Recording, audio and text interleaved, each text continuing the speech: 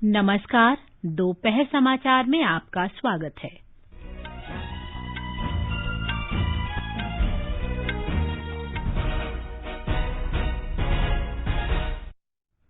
प्रधानमंत्री नरेंद्र मोदी ने पश्चिमी विशेष मालवाहक गलियारे के नए खंड का लोकार्पण किया।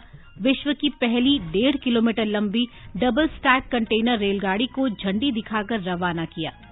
प्रधानमंत्री ने कहा, विशेष मालवाहक गलियारे भारत के लिए परिवर्तनकारी हैं, जो देश में विकास के नए केंद्रों को बढ़ावा देने में सहयोग प्रदान करेंगे।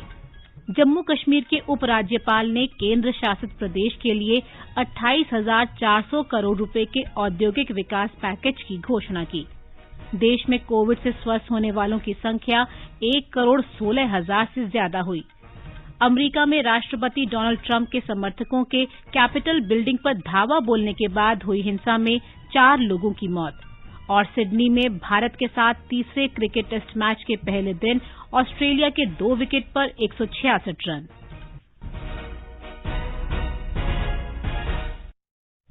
दोपहर समाचार में चारू सक्सेना के साथ मैं प्रियंका अरोड़ा। कोविड महामारी के खिलाफ देश एकजुट होकर लड़ रहा है। आप भी हमारे साथ सुरक्षा और बचाव के 3 आसान एहतियाती उपायों का संकल्प लें। मास्क पहनें, 2 गज दूरी है जरूरी, सुरक्षित दूरी बनाए रखें, हाथ और मुंह साफ रखें। और अब समाचार। प्रधानमंत्री नरेंद्र मोदी ने आज पश्चिमी विशेष मालवाहक गलियारे का 306 किलोमीटर लंबा न्यू मदार न्यू रेवाड़ी खंड राष्ट्र को समर्पित किया। उन्होंने विश्व की पहली न्यू अटेली से न्यू किशनगढ़ के लिए 1.5 किलोमीटर लंबी डबल स्टैक कंटेनर ट्रेन को झंडी दिखाकर रवाना भी किया। इस अवसर पर प्रधानमंत्री ने कहा कि इस विशेष मालवाहक गलियारे को देश के लिए परिवर्तनकारी परियोजना के रूप में देखा जा रहा है। डेडिकेटेड फ्रेट कॉरिडोर के इस प्रोजेक्ट को 21वीं सदी में भारत के लिए गेम चेंजर के रूप में देखा जा रहा है। पिछले 5-6 वर्षों के कड़े परिश्रम के बाद आज इसका एक बड़ा हिस्सा हकीकत बन चुका है। कुछ दिन पहले जो new Bhavpur new Khurja section शुरू हुआ है, वहां मालगाड़ियों की स्पीड 90 किलोमीटर प्रति घंटा से ऊपर तक दर्ज की गई है। जिस रास्ते में मालगाड़ियों की औसत स्पीड सिर्फ 25 किलोमीटर की रही हो, वहां अब पहले से करीब 3 गुना ज्यादा तेज मालगाड़ी चलने लगी है। भारत को पहले के मुकाबले विकास की यही स्पीड चाहिए और देश की ऐसी ही प्रगति चाहिए। श्री मोदी ने कहा कि इस खंड के चालू होने से हरियाणा के रेवाड़ी तथा महेंद्रगढ़ और राजस्थान के अजमेर तथा सीकर में उद्योगों को फायदा होगा। पश्चिमी फ्रेट कॉरिडोर भी यूपी, हरियाणा से लेकर राजस्थान, गुजरात और महाराष्ट्र में यही काम करने वाला है। हरियाणा और राजस्थान में खेती और इससे जुड़े व्यापार को तो आसान बनाएगा ही, साथ ही महेंद्रगढ़, जयपुर, अजमेर, सीकर ऐसे अनेक जिलों में उद्योगों को नई ऊर्जा भी देगा। इन राज्यों की मैन्युफैक्चरिंग यूनिट्स और उद्यमियों के लिए काफी कम लागत पर राष्ट्रीय और अंतर्राष्ट्रीय बाजारों तक तेजी से पहुंचने का मार्ग खुल गया है। प्रधानमंत्री ने कहा कि इससे विनिर्माण इकाइयों को राष्ट्रीय और अंतर्राष्ट्रीय बाजारों तक कम लागत पर उत्पाद पहुंचाने की सुविधा उपलब्ध होगी। उन्होंने कहा कि इससे क्षेत्र में निवेश की संभावनाएं भी बढ़ेंगी। अपने पोर्ट्स को ट्रांसपोर्ट के अलग अलग माध्यमों को कनेक्ट किया जा रहा है। मल्टी मॉडल कनेक्टिविटी पर फोकस किया जा रहा है। आज देश भर में फ्रेट कॉरिडोर्स की तरह ही economic corridors, defence corridors, tech clusters, industry के लिए ऐसी विशेष व्यवस्थाएं तैयार की जा रही हैं। जब दुनिया देखती है कि चाहे इंडिविजुअल हो, चाहे इंडस्ट्री हो, हर के लिए बेहतरीन इंफ्रास्ट्रक्चर भारत में बन रहा है, तो उसका एक और सकारात्मक प्रभाव पड़ना निश्चित है। श्री मोदी ने कहा कि इस गलियारे में 135 स्टेशन होंगे।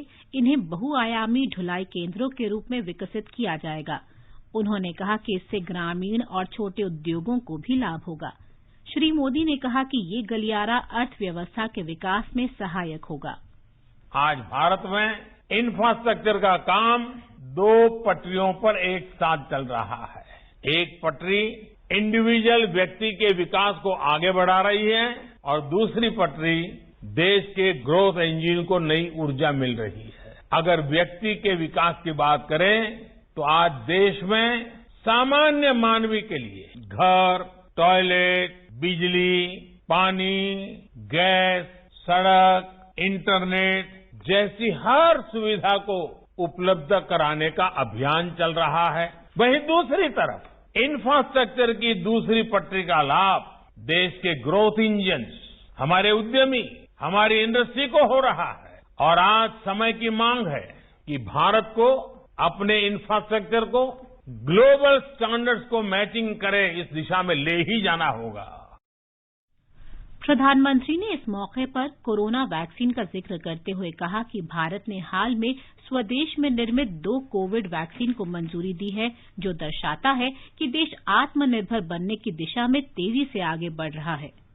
कुछ ही दिन पहले भारत ने कोरोना की 2 मेड इन इंडिया वैक्सीन भी स्वीकृत की है।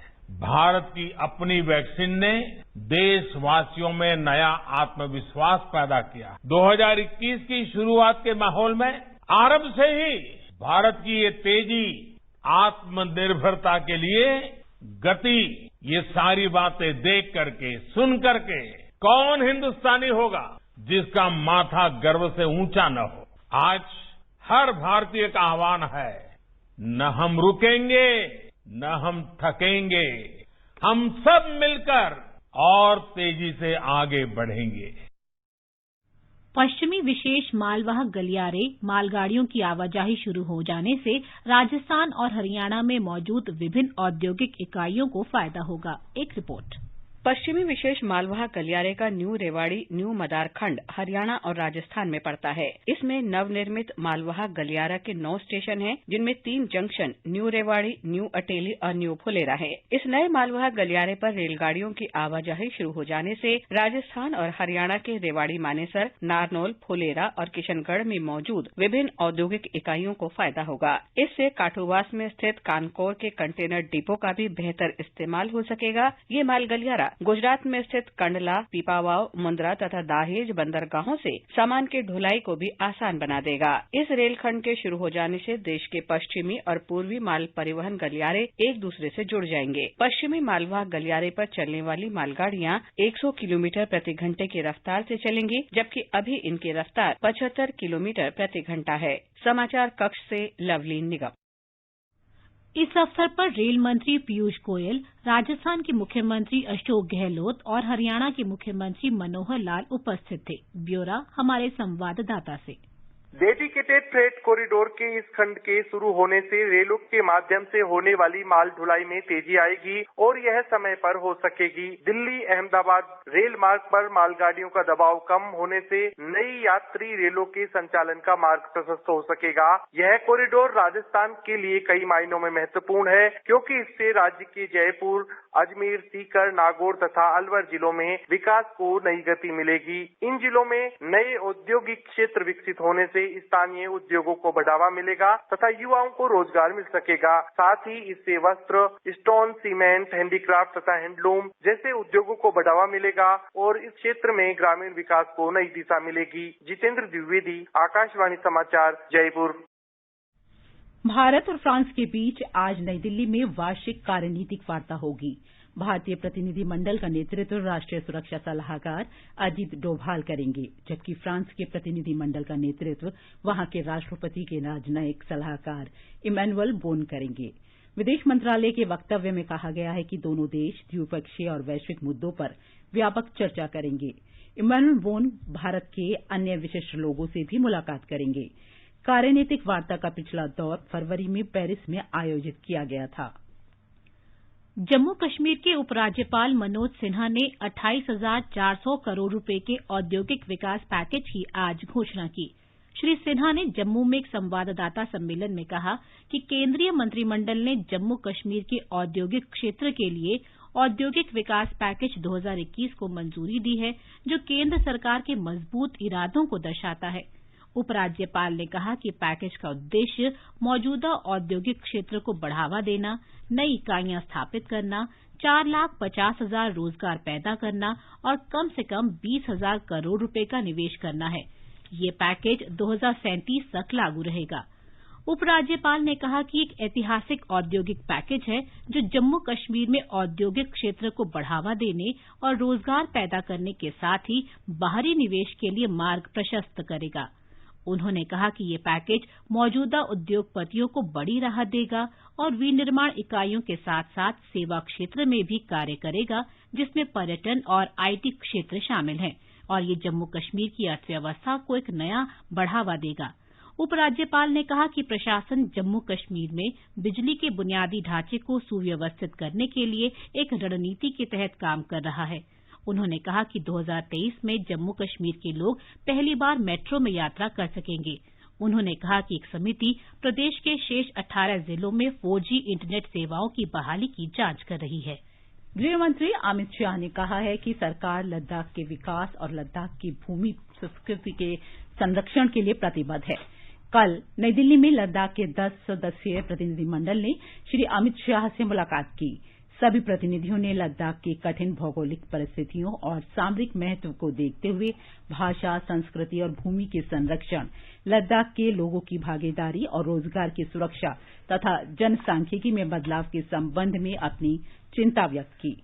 गृहमंत्री ने कहा कि लद्दाख को केंद्र शासित प्रदेश का दर्जा देकर प्रधानमंत्री मोदी के नेतृत्व में सरकार ने अपने लद्दाख के लोगों की लंबे समय से लंबित मांगों के प्रति अपनी प्रतिबद्धता को पूरा किया है। बैठक के दौरान लद्दाख की भाषा, संस्कृति और भूमि के संरक्षण से संबंधित मुद्दों का उचित समाधान तलाशने के लिए गृह राज्य मंत्री जी किशन रेड्डी के नेतृत्व में एक समिति के गठन का निर्णय लिया गया। समिति में प्रतिनिधिमंडल के वे सदस्य शामिल होंगे जो कल गृह मंत्री में शामिल थे। ये समाचार हमारी वेबसाइट newsonair.com/hindi और हमारे mobile app news on AIR पर भी उपलब्ध हैं।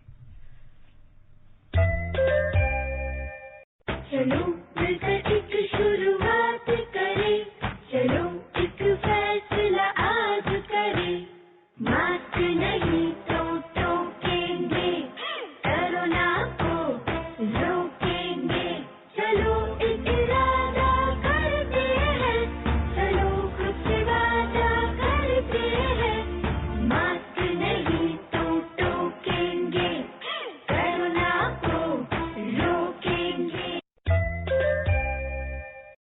समाचार में आपका फिर स्वागत है। आगे बढ़ने से पहले मुख्य समाचारों पर एक नजर। प्रधानमंत्री नरेंद्र मोदी ने पश्चिमी विशेष मालवाहक गलियारे के नए खंड का लोकार्पण किया। विश्व की पहली 1.5 किलोमीटर लंबी डबल स्टैक कंटेनर रेलगाड़ी को झंडी दिखाकर रवाना किया। प्रधानमंत्री ने कहा, विशेष मालवाहक गलियारे भारत के लिए परिवर्तनकारी हैं, जो देश में विकास के नए केंद्रों को बढ़ावा देने में सहयोग प्रदान करेंगे। जम्मू कश्मीर के उपराज्यपाल ने केंद्र शासित प्रदेश के लिए 28,400 करोड़ रुपए के औद्योगिक विकास पैकेज की घोषणा की। देश में कोविड से स्वस्थ होने वालों की संख्या 1,16,00,000 से ज्यादा हुई। अमेरिका में राष्ट्रपति डोनाल्ड ट्रंप के समर्थकों के कैपिटल बिल्डिंग पर धावा बोलने के बाद हुई हिंसा में 4 लोगों की मौत। और सिडनी में भारत के साथ तीसरे क्रिकेट टेस्ट मैच के पहले दिन ऑस्ट्रेलिया के 2 विकेट पर 166 रन।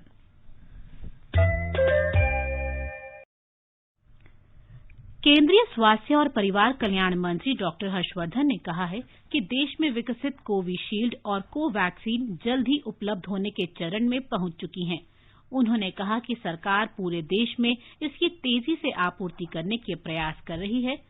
डॉक्टर हर्षवर्धन ने कहा कि भारत के औषधि महानियंत्रक ने इसे आपातकाल के समय में भी इस्तेमाल करने की मंजूरी दे दी है। दो वैक्सीन्स ऐसी है जिनके बारे में हम लोग जानते हैं, जिनके बारे में सारे देश ने जो घोषणा है उसको सुना है कि दो हमारी वैक्सीन्स जो है उनको इमरजेंसी यूज ऑथराइजेशन मिल गया है और उन वैक्सीन्स को देश की, समाज के लोगों की कोविड से सुरक्षा के लिए उन वैक्सीन्स का इस्तेमाल करने की स्टेज के अंदर हम सब लोग आज आकर खड़े हो गए हैं और कुछ ही समय के बाद हम लोग यह सारी प्रक्रिया को शुरू करेंगे। डॉक्टर हर्षवर्धन ने कहा कि देश ने पिछले 1 साल के दौरान कोविड महामारी का मजबूती से मुकाबला किया है, जिसके कारण देश भर में इसके मामलों में लगातार कमी हो रही है। संतोष की बात यह है कि इन 1 करोड़ 3 लाख केसेस में से आज सुबह तक 1,16,859 लोग आप सबके, डॉक्टरों के, हमारे कोविड वॉरियर्स के सभी के प्रयासों से वो ठीक होकर अपने अपने घर लौट गए और केवल 2,28,083 केसेस एक्टिव हमारे बचे हैं। जो केसेस पिछले कुछ समय पहले संख्या 1 लाख तक लगभग पहुंच गई थी, आज 24 घंटे में 20,346 केसेस केवल हुए हैं। कोविड वैक्सीन के देशव्यापी टीकाकरण से पहले राज्यों और केंद्र शासित प्रदेशों की तैयारियों की समीक्षा करते हुए डॉक्टर हर्षवर्धन ने कहा कि देश के 33 राज्यों और केंद्र शासित प्रदेशों के 700 जिलों में कल इस वैक्सीन का पूर्वाभ्यास किया जाएगा। कोविड पर नियंत्रण पाने के लिए केंद्र और राज्य सरकारों के बीच बेहतर तालमेल की सराहना करते हुए स्वास्थ्य मंत्री ने कहा कि केंद्र सरकार देश भर में कोविड-19 के टीकाकरण की दिशा में की जाने वाली तैयारियों पर ध्यान केंद्रित कर रही है। देश में कोविड-19 से स्वस्थ होने वालों की संख्या 1 करोड़ से अधिक हो गई है। अब तक 1,16,00,000 लोग ठीक हो चुके हैं। प्रतिदिन संक्रमणग्रस्त होने वालों की संख्या भी लगातार कम होकर 25,000 से नीचे बनी हुई है। पिछले 24 घंटों के दौरान केवल 20,346 मामले सामने आए हैं। इस समय देश में सक्रिय मामलों की संख्या लगभग 2,28,000 है। इनमें से लगभग 60% रोगी घर पर आइसोलेशन में हैं। संक्रमण मुक्त होने वालों की दर लगातार बढ़ते हुए 96.36% हो गई है। पिछले 24 घंटों के दौरान 19,587 लोग ठीक हुए हैं। राष्ट्रव्यापी बुनियादी सुविधाओं, राज्यों तथा केंद्र शासित प्रदेशों में नियमों का सख्ती से पालन और डॉक्टरों, अर्धचिकित्सक बलों तथा कोरोना योद्धाओं के समर्पित प्रयासों से संक्रमण मुक्त होने वालों की संख्या लगातार बढ़ रही है। देश में पिछले 24 घंटे के दौरान 9,37,000 से अधिक कोविड नमूनों की जांच की गई। इसके साथ ही जांच किए गए नमूनों की कुल संख्या लगभग 17 करोड़ 84 लाख हो गई है। केंद्र सरकार और भारतीय आयुर्विज्ञान अनुसंधान परिषद द्वारा जांच सुविधाओं में लगातार वृद्धि करने से ये संभव हो पाया है। स्वास्थ्य मंत्रालय ने बताया है कि देश में कोविड जांच क्षमता बढ़ने से संक्रमण का जल्द पता लगाने, संक्रमितों को अलग अलग करने और तुरंत इलाज शुरू करने में सहायता मिली है। इससे प्रतिदिन संक्रमित होने वालों की दर कम हुई है और ये 2.3% पर आ गई है। महामारी फैलने के बाद पिछले वर्ष 1 जनवरी को केवल पुणे के राष्ट्रीय विषाणु विज्ञान संस्थान में एक जांच प्रयोगशाला थी। वर्तमान में इनकी संख्या 2,305 हो गई है। इनमें से 1,202 सरकारी और 1,103 निजी प्रयोगशालाएं हैं। बिहार सरकार ने कोविड टीकाकरण की तैयारियां पूरी कर ली हैं। मुख्यमंत्री नीतीश कुमार ने बताया कि टीकाकरण में इस्तेमाल होने वाली 1.5 करोड़ से भी ज्यादा सिरिंज राज्य के विभिन्न जिलों में भेज दी गई हैं। टीके के वितरण की जानकारी देते हुए उन्होंने बताया कि केंद्र से मिलने वाले टीकों को पटना के नालंदा मेडिकल कॉलेज अस्पताल NMCH में रखा जाएगा। वैक्सीन उसको रखने का और फिर जो एक एक आदमी का वैक्सीनेशन होगा, टीकाकरण होगा, तो उसको जिस प्रकार से एक व्यक्ति के लिए एक ही जो बना हुआ है सीरीज, तो वो भी आ गया है पूरे तौर पर। पूरी तैयारी हो गई। सबसे पहले यहाँ रहेगा, 10 जगहों से फिर सभी जिलों में भेजा जाएगा। NMCH के अधीक्षक विनोद कुमार सिंह ने बताया कि 15 लाख टीकों को वैक्सीन स्टोर में रखा जाएगा। हमारे यहाँ तकरीबन 15 लाख वैक्सीन एक साथ स्टोर की कैपेसिटी है और 6 लाख और बढ़ाने की बात है। मतलब 21 लाख तक वैक्सीन हम लोग एक समय में स्टोर कर सकते हैं। तो यहाँ पर जो कोविड के वैक्सीन के स्टोर की माकूल व्यवस्था है और जब भी आएगा तो हम लोग इसको उचित ढंग से कर पाएंगे। राज्य के स्वास्थ्य मंत्री मंगल पांडे ने कहा कि केंद्र के निर्देश पर राज्य के सभी जिलों में कल वैक्सीन का पूर्वाभ्यास किया जाएगा। उत्तर प्रदेश में कोविड टीकाकरण का अंतिम पूर्वाभ्यास इस महीने की 11 तारीख को किया जाएगा। इससे पहले 5 जनवरी को कोविड टीके का सफल अभ्यास किया गया था। हमारे संवाददाता ने बताया है कि अंतिम पूर्वाभ्यास में टीकाकरण अभियान के बारे में राज्य सरकार की तैयारियों का जायजा लिया जाएगा। अपर मुख्य सचिव स्वास्थ्य अमित मोहन प्रसाद ने बताया कि यह अभियान प्रदेश में 1500 स्थानों पर चलाया जाएगा। इसका मतलब है कि हर जिले में लगभग 20 केंद्र कोविड वैक्सीनेशन के ड्राई रन के अंतिम दौर के लिए चुने गए हैं। उन्होंने कहा कि पहले चरण में वैक्सीन स्वास्थ्य कर्मियों को लगाई जाएगी। इस बीच मुख्यमंत्री योगी आदित्यनाथ ने सभी अधिकारियों से कोविड टीकाकरण को लेकर सभी तैयारियों को समयबद्ध तरीके से पूरा करने के निर्देश दिए हैं। उन्होंने कहा कि पहले चरण के ड्राई रन के टारगेट ग्रुप का डाटा तैयार कर लिया गया है और अब दूसरे चरण के टारगेट ग्रुप का डाटा प्राथमिकता के आधार पर तैयार किया जाना चाहिए। मुख्यमंत्री ने कहा कि प्रदेश में कोविड टीकाकरण केंद्र सरकार के दिशा निर्देशों के मुताबिक ही किया जाएगा। सुशील चंद्र तिवारी, आकाशवाणी समाचार, लखनऊ। मध्य प्रदेश में अब तक कोविड-19 के 2,33,000 से अधिक मरीज ठीक हो चुके हैं। हमारी संवाददाता ने बताया है कि राज्य में कल लगभग 26,000 नमूनों की जांच की गई, जिनमें से 730 मामलों में संक्रमण की पुष्टि हुई। प्रदेश में कल कोविड के 633 रोगी स्वस्थ हुए हैं। प्रदेश के 34 जिलों में कोविड पॉजिटिव मरीजों की संख्या 10 से कम है। इनमें शामिल 4 जिलों में एक भी कोविड पॉजिटिव मामला सामने नहीं आया है। अधिकतम कोविड पॉजिटिव मामले इंदौर और भोपाल में बने हुए हैं। प्रदेश में कल कोविड से 8 मरीजों की मृत्यु हुई है। कोविड से मरने वालों की कुल संख्या 3,670 है। इस बीच कोविड टीकाकरण के पहले चरण की तैयारी पूरी की जा रही है। प्रदेश के स्वास्थ्य मंत्री डॉक्टर प्रभुराम चौधरी ने कहा है कि इससे संबंधित सभी तैयारियां पूरी कर ली गई हैं। पूजा पीवर्धन, आकाशवाणी समाचार, भोपाल। पंजाब में कोविड दिशा निर्देशों के साथ आज स्कूलों को फिर से खोल दिया गया है। पंजाब के शिक्षा मंत्री विजय इंदर सिंगला ने कहा कि स्कूलों को फिर खोलने के लिए सभी जिला शिक्षा अधिकारियों और स्कूल अधिकारियों को निर्देश दे दिए गए हैं। विद्यार्थियों को स्कूल में कक्षाओं में भाग लेने की अनुमति दी गई है। कंटेनमेंट क्षेत्र के शिक्षकों और छात्रों को स्कूल तथा अन्य शैक्षणिक संस्थानों में जाने की अनुमति नहीं होगी। उन्होंने कहा कि ऑनलाइन शिक्षा भी जारी रहेगी और सभी छात्रों की उपस्थिति अनिवार्य नहीं होगी। स्कूलों में पहले से ही ऑनलाइन कक्षाएं चल रही हैं। मध्य प्रदेश सरकार ने केरल और कुछ अन्य दक्षिणी राज्यों से पोल्ट्री की आपूर्ति पर प्रतिबंध लगाने का फैसला किया है। हमारी संवाददाता ने बताया है कि बर्ड फ्लू वायरस के फैलने पर निगरानी के लिए प्रत्येक जिले में नियंत्रण कक्ष बनाए गए हैं।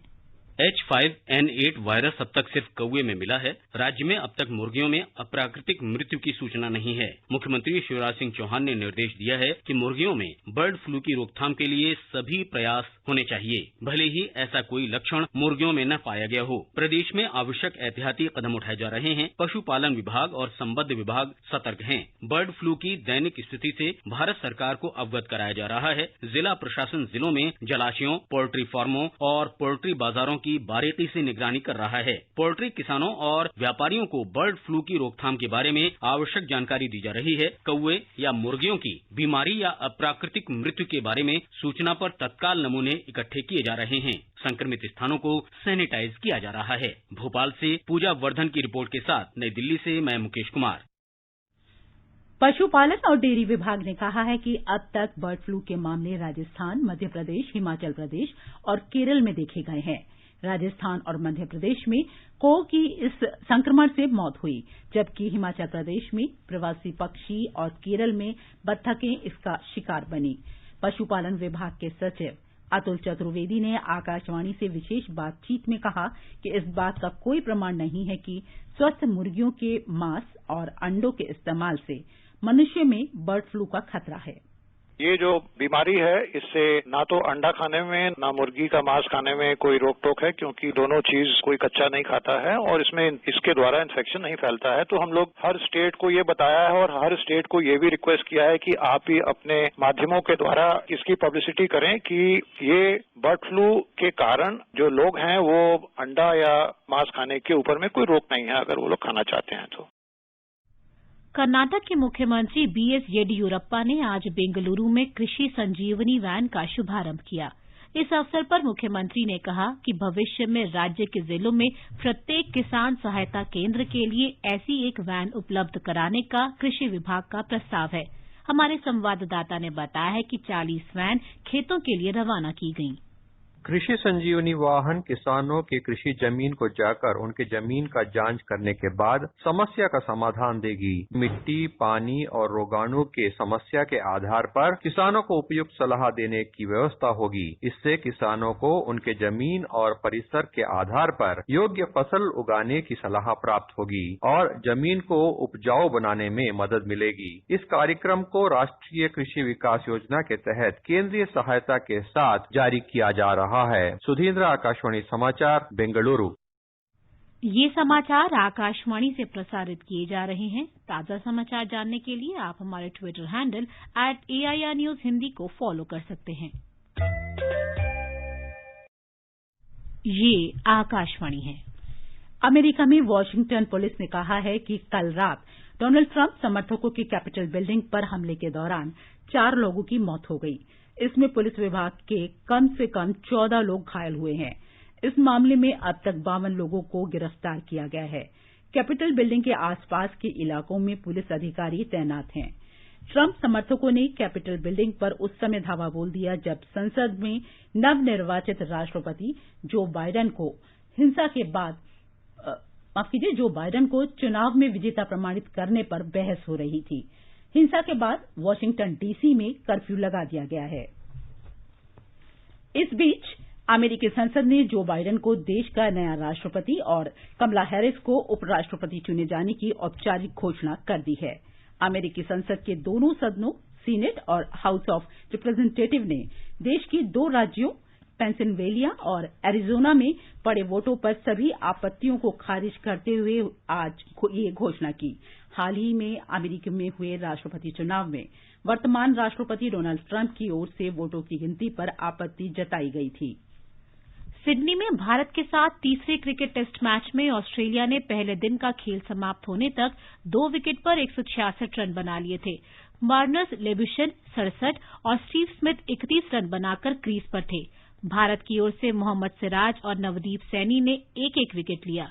इससे पहले ऑस्ट्रेलिया ने टॉस जीतकर बल्लेबाजी का फैसला किया। वर्षा के कारण मैच कुछ देर रुका रहा। भारतीय टीम में ओपनर के रूप में मयंक अग्रवाल की जगह रोहित शर्मा को शामिल किया गया है। तेज गेंदबाज उमेश यादव की जगह नवदीप सैनी को टीम में जगह दी गई है।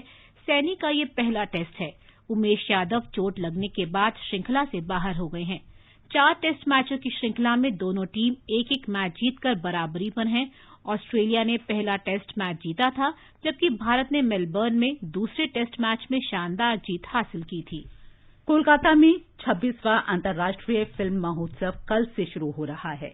हमारे संवाददाता ने बताया है कि कोविड महामारी के मद्देनजर इस वर्ष सप्ताह भर चलने वाले इस कार्यक्रम को छोटे पैमाने पर आयोजित किया जा रहा है।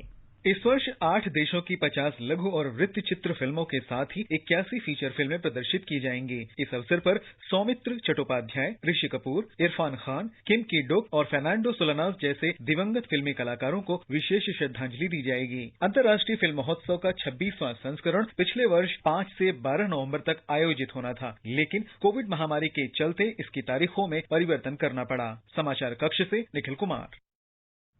न्यायमूर्ति हिमा कोहली तेलंगाना उच्च न्यायालय की मुख्य न्यायाधीश बन गई हैं। राज्यपाल ने उन्हें हैदराबाद में राजभवन में आयोजित समारोह में पद की शपथ दिलाई। वे तेलंगाना उच्च न्यायालय की मुख्य न्यायाधीश बनने वाली पहली महिला न्यायमूर्ति हैं। केंद्रीय शिक्षा मंत्री रमेश पोखरियाल निशंक ने छात्रों, अभिभावकों और शिक्षकों से अपील की है कि वे अद्वितीय और रचनात्मक विचारों के साथ टाइकेथॉन 2021 को सफल बनाएं। उन्होंने आज वीडियो संदेश में कहा कि भारत का खिलौना उद्योग 10,500 करोड़ रुपए का है और देश 80% खिलौने बाहर से आयात करता है। भारतीय वायुसेना और गुजरात विश्वविद्यालय के स्वायत्त संस्थान भारतीय रक्षा अध्ययन और अनुसंधान संस्थान ने एक समझौता ज्ञापन पर हस्ताक्षर किए हैं। इससे भारतीय वायुसेना के अधिकारी इस विश्वविद्यालय में पीएचडी, स्नातकोत्तर कार्यक्रम और स्नातकोत्तर डिप्लोमा पाठ्यक्रमों में शिक्षा ग्रहण कर सकेंगे। अंत में मुख्य समाचार एक बार फिर। प्रधानमंत्री ने पश्चिमी विशेष मालवाहक गलियारे के नए खंड का लोकार्पण किया। विश्व की पहली 1.5 किलोमीटर लंबी डबल स्टैक कंटेनर रेलगाड़ी को झंडी दिखाकर रवाना किया। प्रधानमंत्री ने कहा, विशेष मालवाहक गलियारे भारत के लिए परिवर्तनकारी हैं, जो देश में विकास के नए केंद्रों को बढ़ावा देने में सहयोग प्रदान करेंगे। जम्मू कश्मीर के उपराज्यपाल ने केंद्र शासित प्रदेश के लिए 28,400 करोड़ रुपए के औद्योगिक विकास पैकेज की घोषणा की। देश में कोविड से स्वस्थ होने वालों की संख्या 1,16,000 से ज्यादा हुई। इसके साथ ही दोपहर समाचार का ये अंक समाप्त हुआ। नमस्कार।